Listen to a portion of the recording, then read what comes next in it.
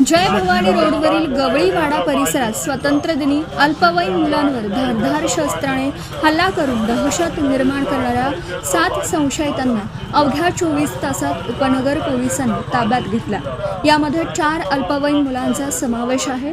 पोलिसांच्या या धडक कारवाईमुळे परिसरातील नागरिकांनी समाधान व्यक्त केलं। या प्रकरणात मोहन नवनाथ पवार वय वर्ष 21, वैभव विजय पवार वय वर्ष 19 आणि गणेश रामदास पवार वय वर्ष 19 राहणार रोकडोबावाडी नाशिक रोड यांच्यासह 4 अल्पवयीन मुलांना पोलिसांनी ताब्यात घेतला।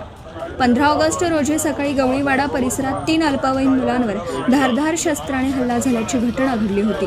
या हल्ल्यामुळे परिसरात भीतीचं वातावरण निर्माण झालं। घटनेची गंभीर दखल घेत उपनगर पोलीस ठाण्याचे वरिष्ठ पोलीस निरीक्षक संजय पिसे यांनी तपासाची चक्र वेगाने फिरवत संशयितांचा शोध सुरू केला। अवघ्या 24 तासात पोलिसांनी संशयितांना ताब्यात घेतलं। त्यानंतर पोलिसांनी गवळीवाडा परिसरातून संशयितांची धंड काढत कारवाई केली। या पोलीस कारवाईमुळे परिसरातील नागरिकांमध्ये समाधानाचं वातावरण निर्माण झालं असून गुन्हेगारी प्रवृत्तींवर पोलिसांचा वचक निर्माण होण्याची अपेक्षा व्यक्त केली जात आहे। अल्पवयीनांच्या सहभागाने चिंता या घटनेत 4 अल्पवयीनांचा सहभाग आढळल्याने चिंता व्यक्त होत आहे।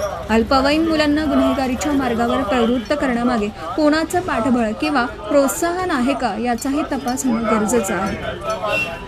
त्यामुळे या प्रकरणाच्या मुळाशी जाऊन तपास करण्याचं आवाहन पोलिसांसमोर आहे। या कारवाईत वरिष्ठ पोलीस निरीक्षक संजय पिसे, सहाय्यक पोलीस निरीक्षक सुयोग वायकर, पोलीस उपनिरीक्षक प्रभाकर सोनवणे यांच्यासह संदीप पवार, विनोद लखन, जयंत शिंदे, अनिल शिंदे, सुनील गायकवाड, प्रशांत देवरे, गौरव गवळी, पंकज करपे, योगेश जाधव, सूरज गवळी, आनंद घुगरे, महेश कचरे आदी अधिकारी व कर्मचाऱ्यांनी सहभाग घेतला।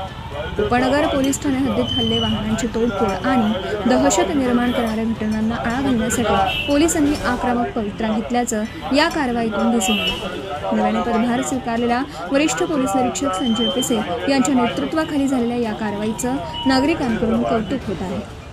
एकाच घटनेत 7 संशयित ताब्यात, पोलिसांच्या कारवाईने गवळीवाड्यात दिलासा। Subscribe now and press the bell icon. Never miss an update.